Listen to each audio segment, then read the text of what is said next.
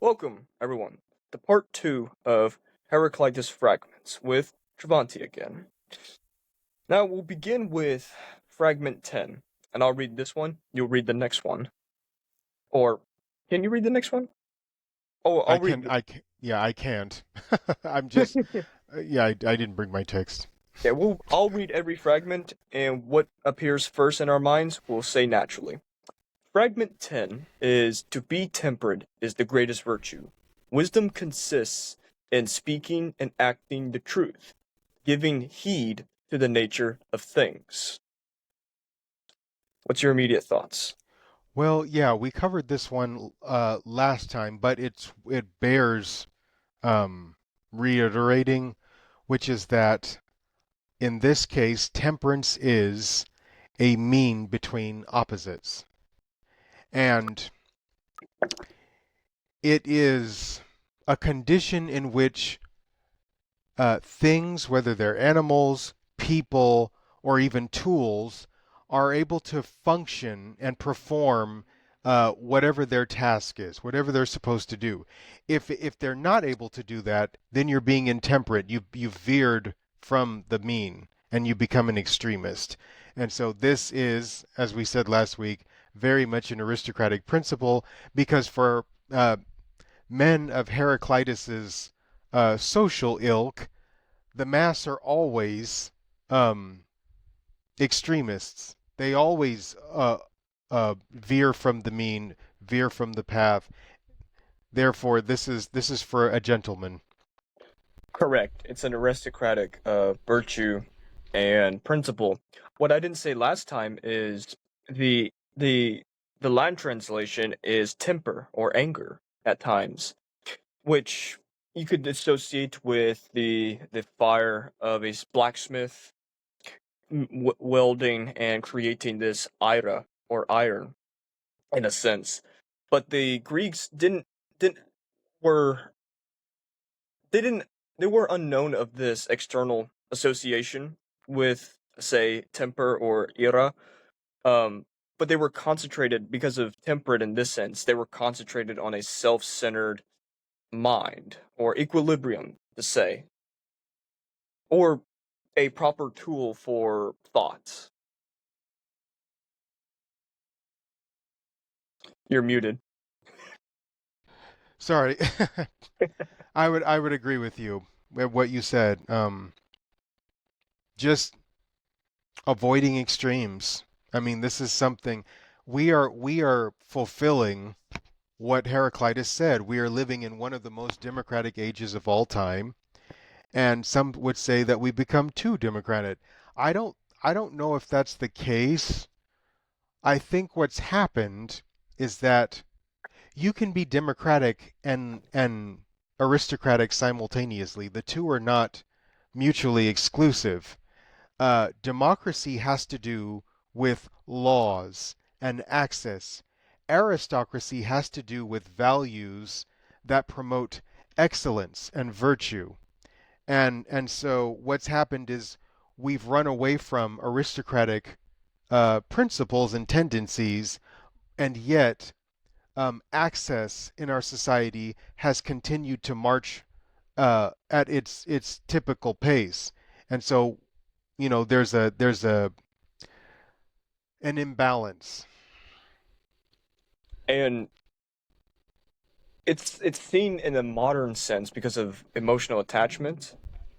While at the same time, it's become two extremes for millennia, say from the pre-moral age and the moral age now, the polar opposites. And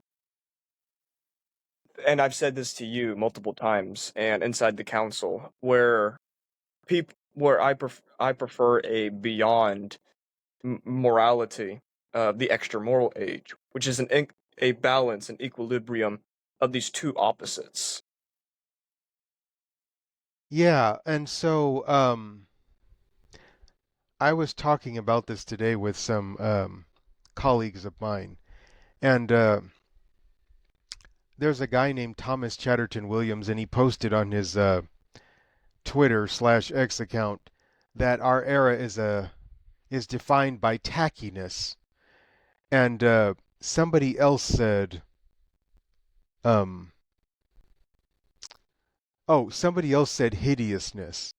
And Hmm. that's actually perfect for like the Greek mindset too, because for an ancient Greek they had a term that had to do with things that were good, kalos, but it also meant brave, but it also meant beautiful.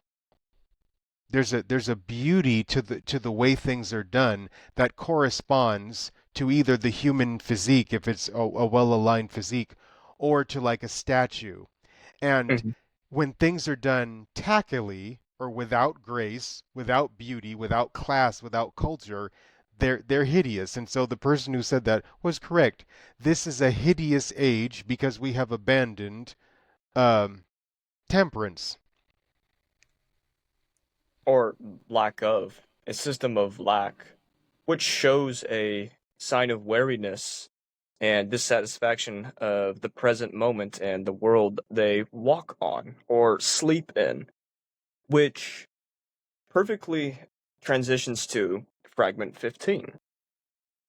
That fragment 15 is the waking have one world in common. I'll begin with my reflection. Waking in this sense, we can have the opposite or the negative thought of these people have a waking sense to their unconscious virtues, where they lazily walk every day and not ponder nor question themselves while pondering and questioning others. The first thought of this waking event is the disconnection or dissociation with the unconscious instincts or world, say dreams, where people have a invisible connection or unclear connection with their personal world, similar to a sleeper or a dreamer among their private and personal one. An Oh, extraordinary sense. oh, are you done? Yes. Okay, so that's a great point. Now, to me, this fragment has a dual meaning. Yeah. On the one hand, there's there's to be awake in the literal sense, which has to do with the condition that you're in when you're not asleep, and how, like you were saying, when you're dreaming, that's your own private world, but when you're awake, you share a common world with everybody else. It's funny. I think this was his way of sort of trying to solve the problem of solipsism, something that philosophers have been trying to solve forever, which is, if how do you know that there's not just you, that your mind isn't the only mind? How do you know that there's an objective world? And he's saying it's because you share it. No, and how do you know when you're not asleep? How do you know that you're not asleep? Because sometimes you can be dreaming and know and think that you're awake and you're not. And he's saying because you have an experience that is in common with other people. But I think there's another way of reflecting upon this fragment, and it's that people can be awake and yet asleep, not conscious, not aware of certain things. And right now in our society, there's controversy over the issue of being woke. Like, oh, this person is woke and this, and that. When people are critical of being of wokeness, obviously it's because people don't like having their speech policed, but there's another level too. To be woke literally just means to be aware of something, to be conscious of something. So people who are woke, when they look at the world, they're like, they see structures and systems that are designed to privilege one group over and against another. Sometimes it's not true, but sometimes it is true. So, for example, the Trail of Tears and Manifest Destiny, the reservation system for Native Americans, slavery, Jim Crow, all of that, certain marriage laws, anti LGBT laws, whatever. These were examples of the system Hmm. privileging one group over against another. And when people began to become a conscious, aware, and conscious of the fact that these were wrong, that is another form of being woke. But when if we look at it in Heraclitus' sense, people who are anti being conscious, anti woke, are in some sense saying, I want to be asleep. I want to go back to a time when I wasn't thinking about these things. And for him, when everybody becomes, if everybody were awake, not just literally, but metaphorically as well, meaning we were consciously watching people in power, whether they're the gatekeepers of knowledge, institutions, universities, or the gatekeepers of media, networks and stuff like that, or political gatekeepers, people whom we elect, all of these issues of who's right, who's wrong would vanish as it were into thin air because we would all have a common understanding that Hmm. there's a level of objectivity. The reason why that the idea of an objective world, objectivity is gone now, and everybody's just basing everything on their opinion, is because I believe some people want to be asleep. Some people are asleep, and others want to be awake. And so we don't share a world in common. Some people prefer to be asleep.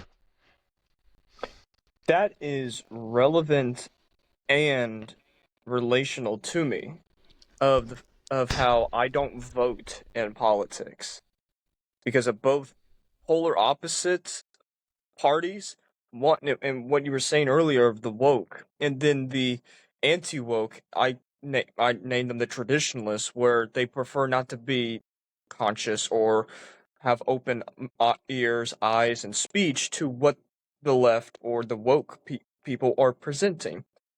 That becomes a perturbation for me, where both sides are unattractive, and I continue to stay neutral in a political spectrum, Yeah, in the it's modern interesting. political spectrum. Yeah. I want to tie this to Nietzsche because Nietzsche is being unjustly appropriated lately, especially in some sort of dissident circles and stuff.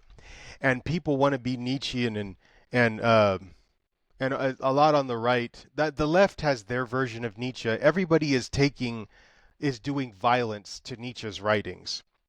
But when I look at that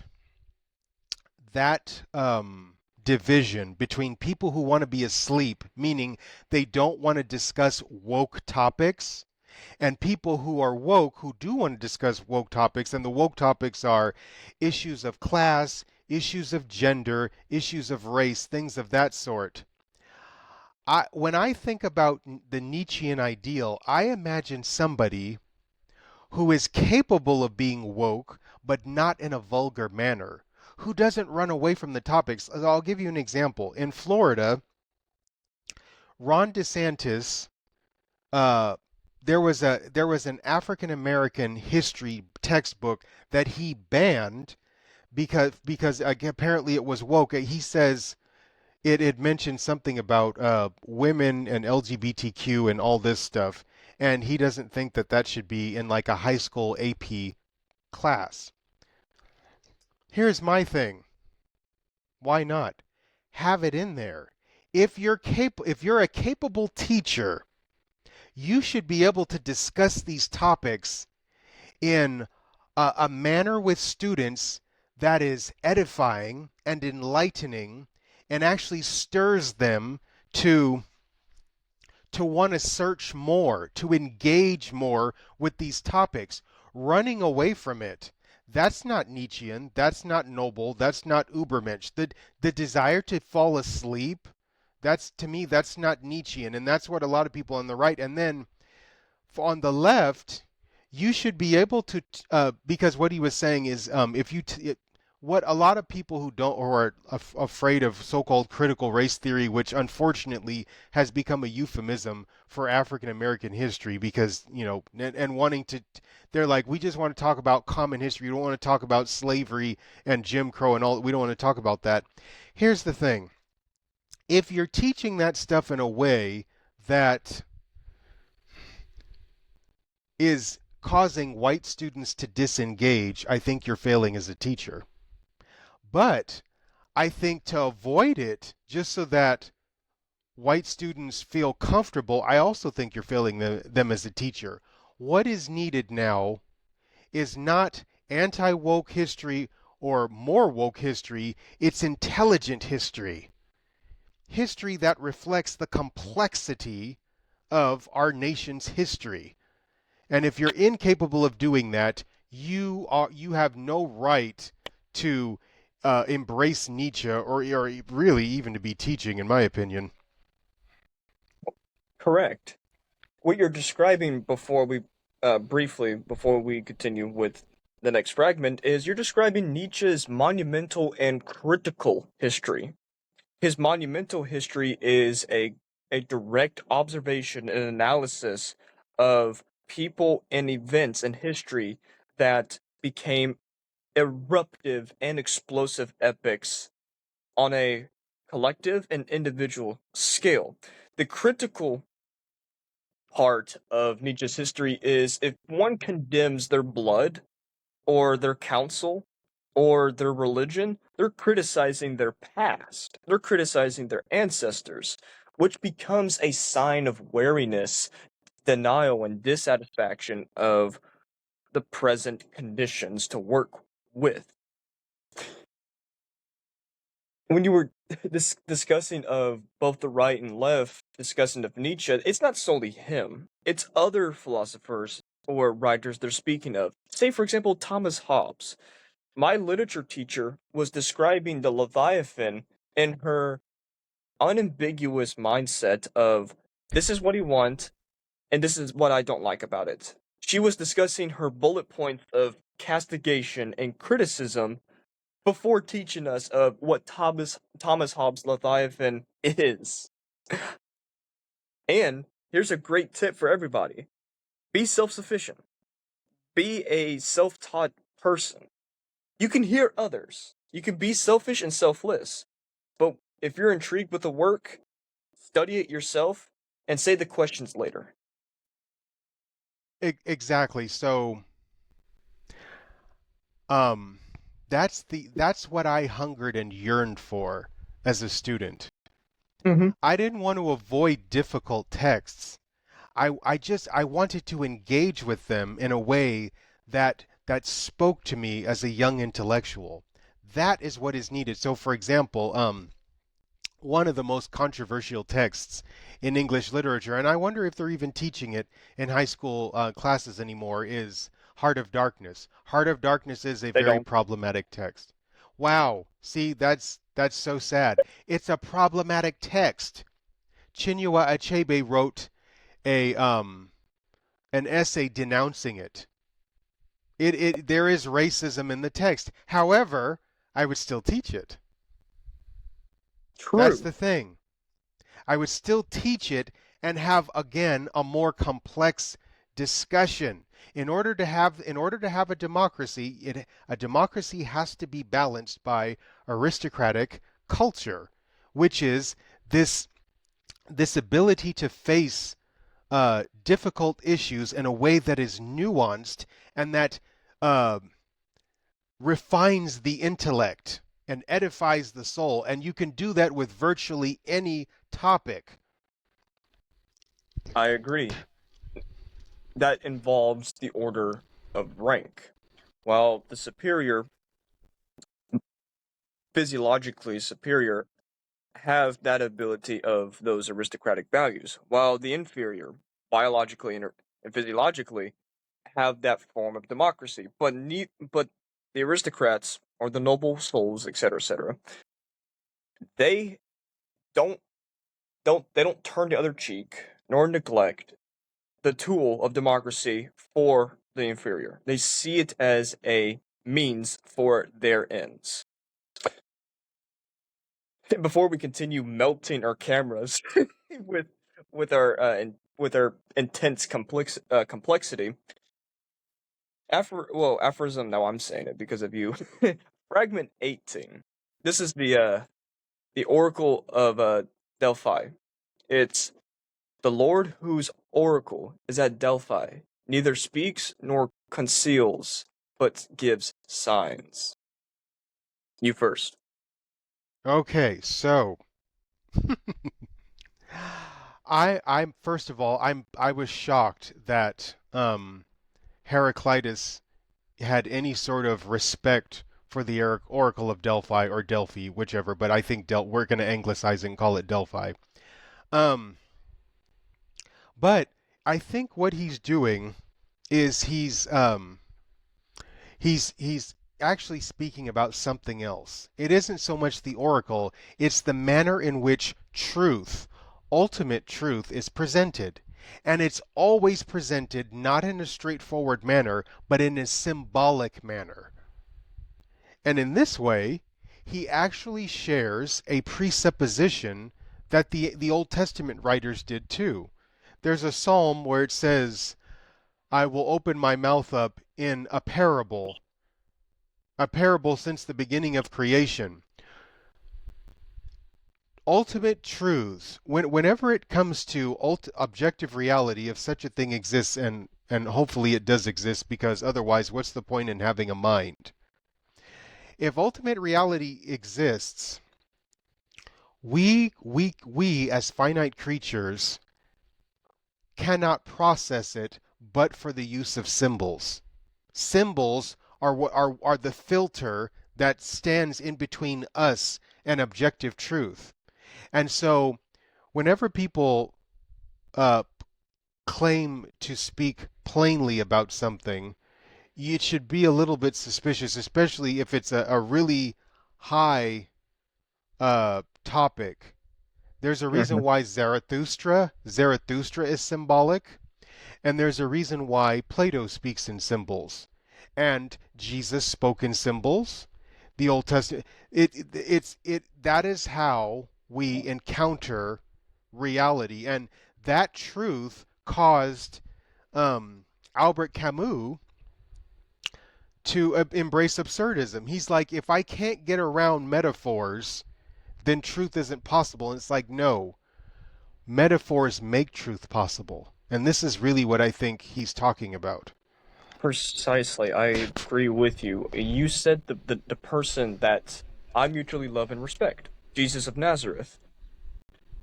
In my perception, his symbols and parables are a sign of men overcoming, redeeming their lives and affirming life in itself.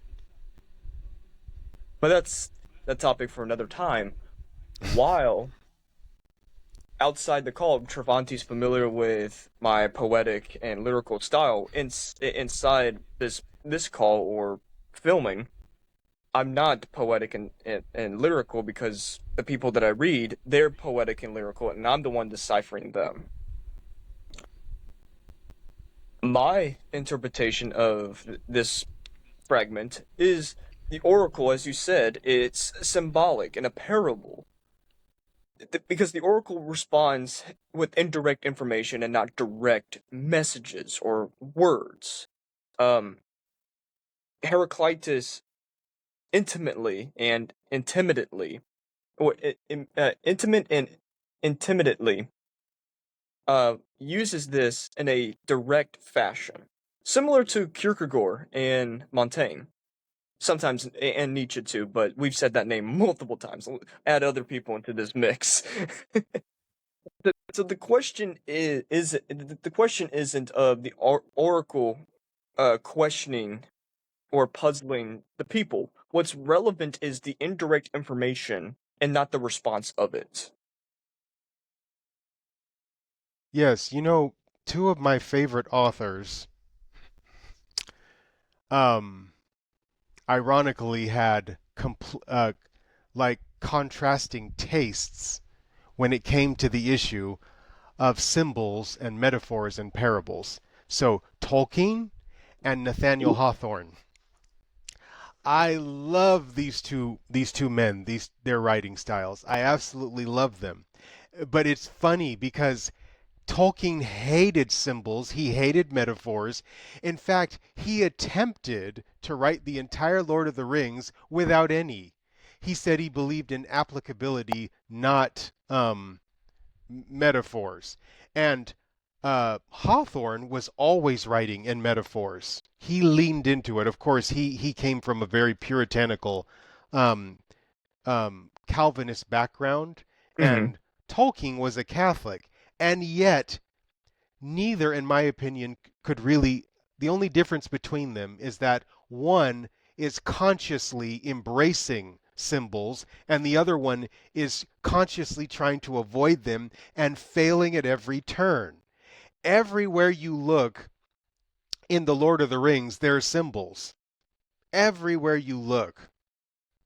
It's so funny that he tried to escape that. There's no avoiding it. And if you read Hawthorne's short stories, which I actually think are his best pieces of writing, not The Scarlet Letter and not any of the novels. It's his short stories. If you really want to understand Hawthorne, you have to read his short stories.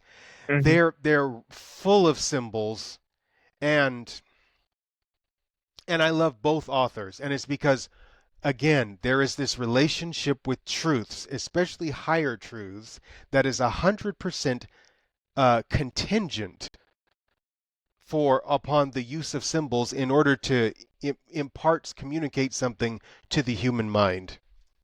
This is relevant to my favorite author, Alexander Dumas.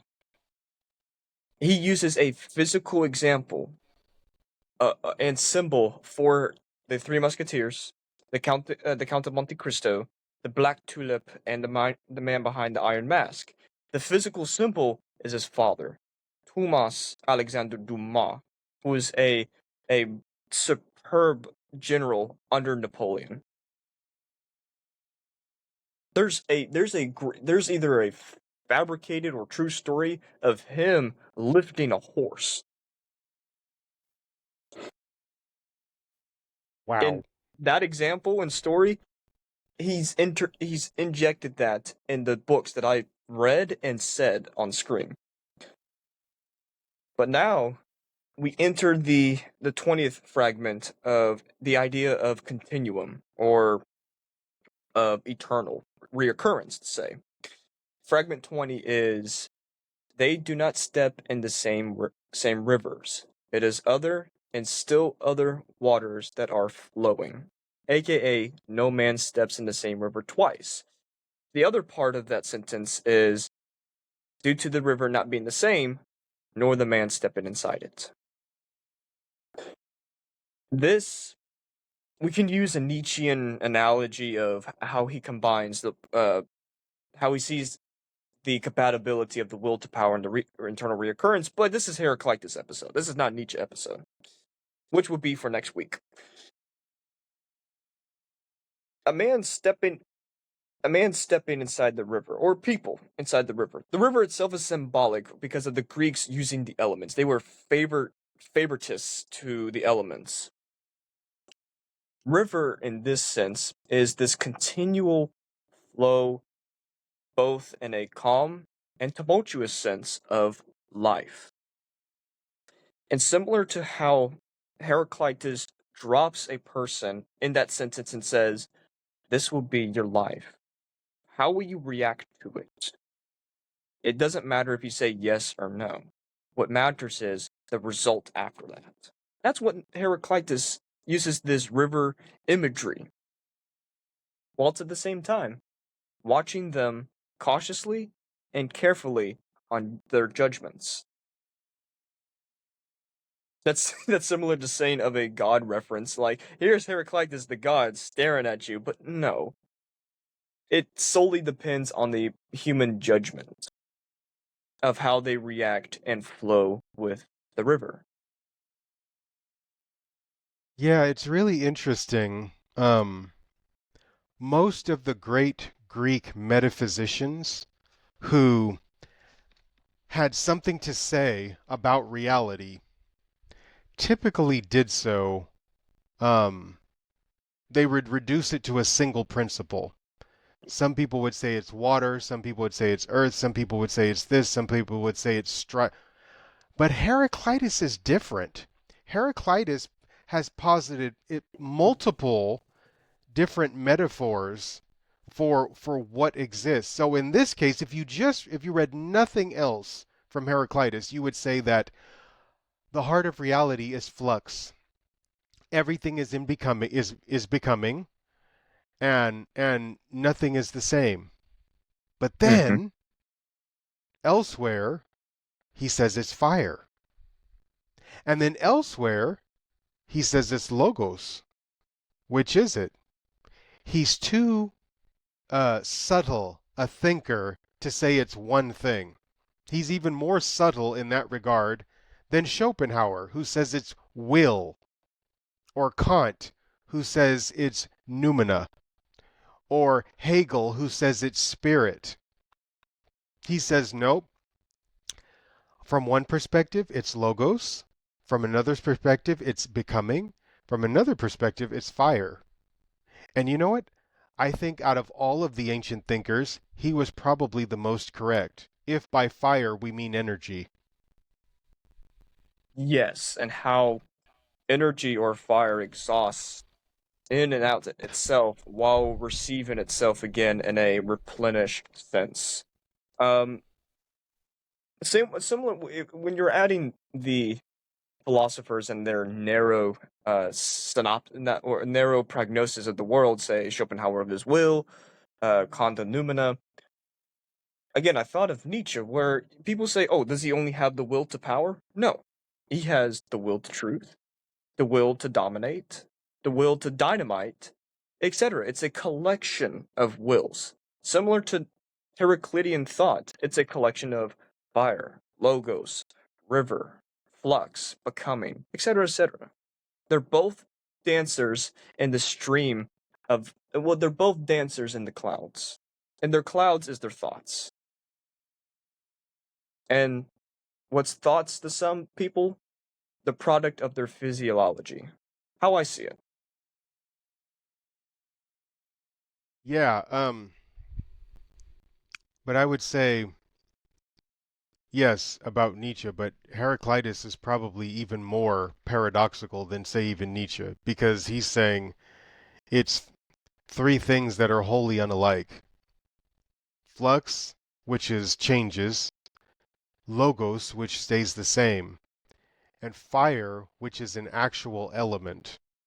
One has to do with form, another one has to do with being, and another one is just process itself. And he's saying all of these things. So he's less reductive than any of the people whom we've spoken about. And that's to his credit. Good for him. Reality is complex. Everything is and isn't. Well, everything is and is not, while at the same time this identical. There's a lot that can be learned from this man. Immensely. And people love to reduce him to, oh, he was just one of the early rationalists of the pre-Socratic era. I say no. Who No, what's he's what's very special. and speaking of rationalism, fragment 81. The next fragment, he said, men should speak with rational mind and thereby hold strongly to that which is shared in common, as a city holds on to its laws, and even more strongly. For even more strongly, all human laws are nourished by one divine law, which prevails as far as it wishes, suffices for all things, and yet somehow stands above them. Your thoughts, sir?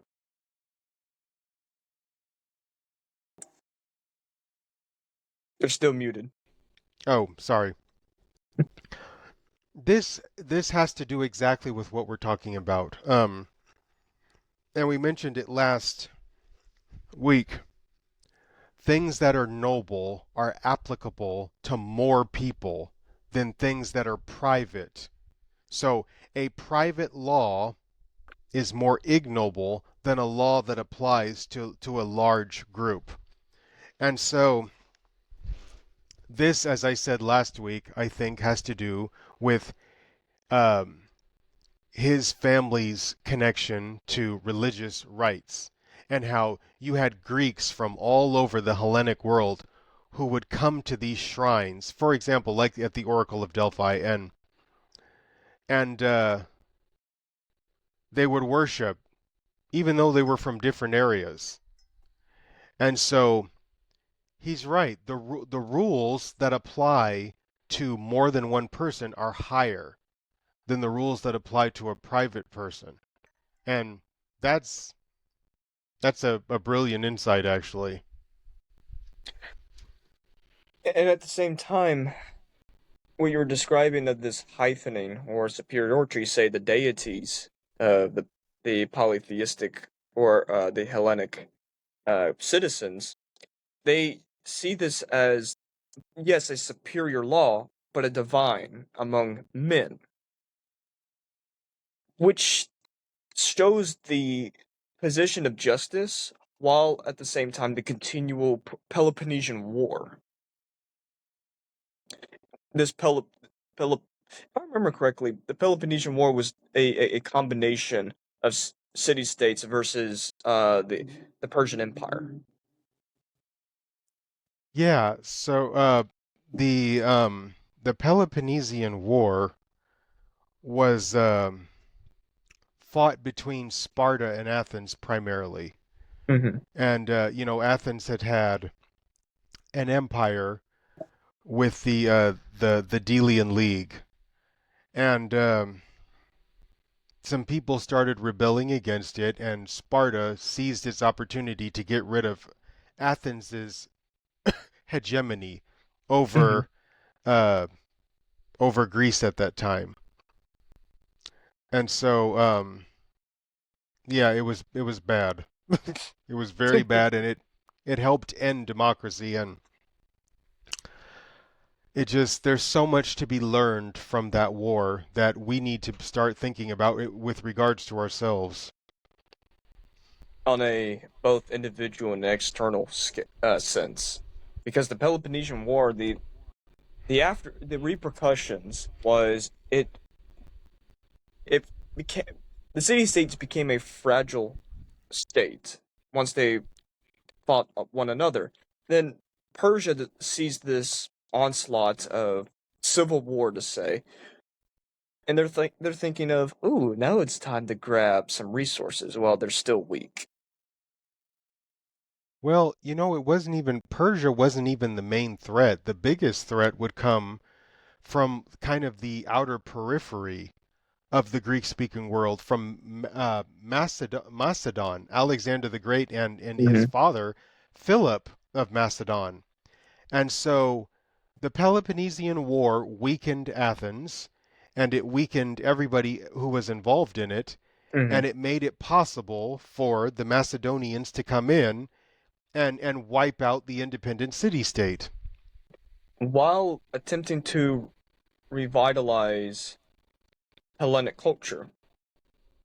Yeah, it's called that the period that followed Macedonian domination is called Hellenistic because while much of the culture of Greek society survived in a strange new form, it wasn't the same because what was so characteristic about Greek culture was the polis. Prior prior to the development of the polis in the 8th century, you had dark ages, and the Greeks were in a much less sure footing culturally than they were after the development of those settlements, those city states, those independent city states.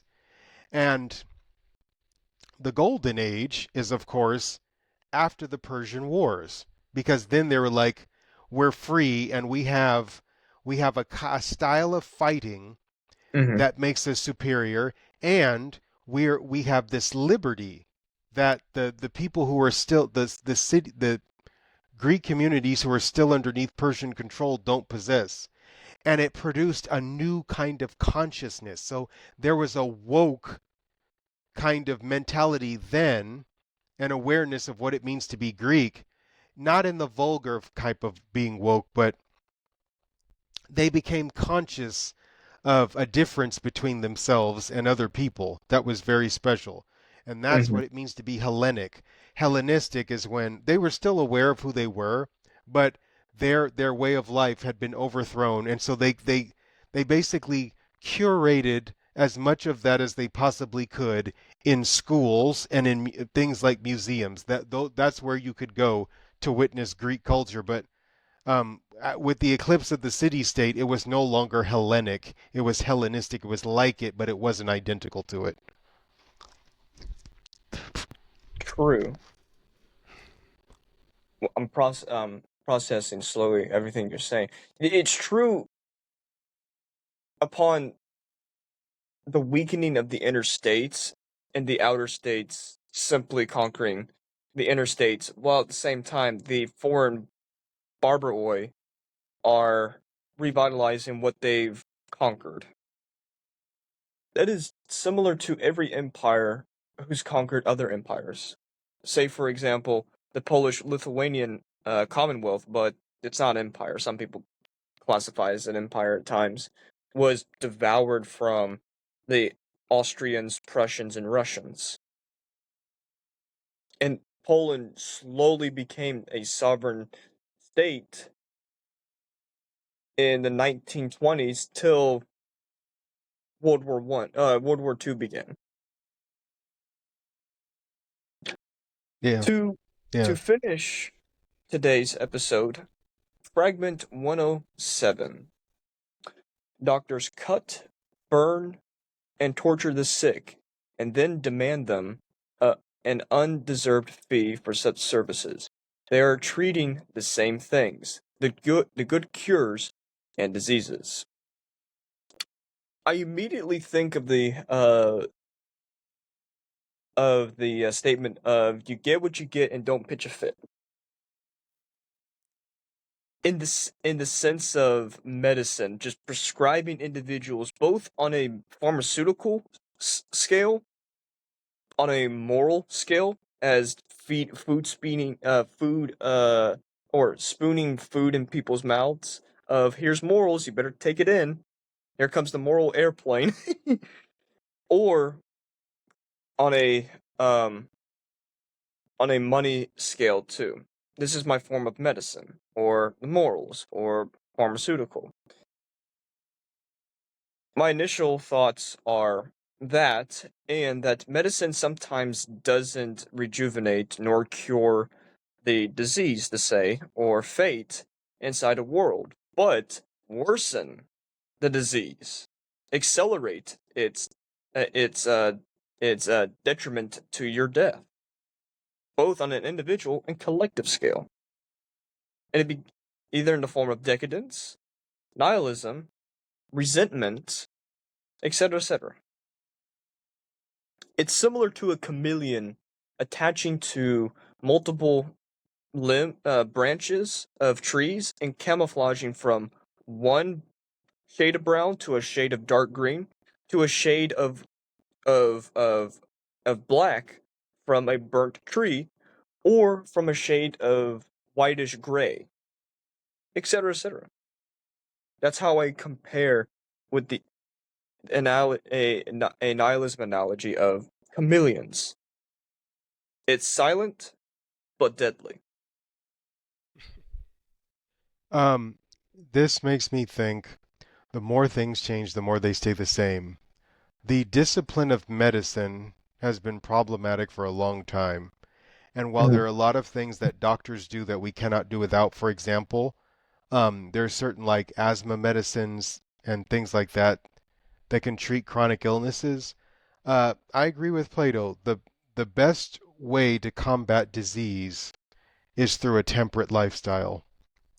If you're living a temperate lifestyle in terms of what you eat, what you consume, what you do every day, exercising, keeping yourself nice and healthy, that is going to be the best form of medicine rather than you know, chopping stuff up and taking pills and stuff. That's like, yeah. So it's true. Medicine, even today, it's one of the most dangerous places for people to be in is the hospital. Hmm. And I love that you included Plato because the Greeks were obsessed with doctors and medicine. One great example is I can't pronounce his name at times. Hippocrates. Hippocrates. There, Hippocrates. Just think of Socrates, but Hippo. Hippocrates. There's a book, an ancient text published from Penguin Classics of medicine. I read that text. The majority of the information is irrelevant and ex- irrelevant, extinct, and obsolete. But the portions that are true, we still use in today's medicine. All right, I agree. Like I said, Appreciate everyone for watching. I'm Gregory. This is Travanti. Again, welcome and appreciate for the invitation and accepting it. We'll think of either another episode of next week or not, either or, but we're continuing the Nietzsche series. Nonetheless, Amor Fati. Love your fate.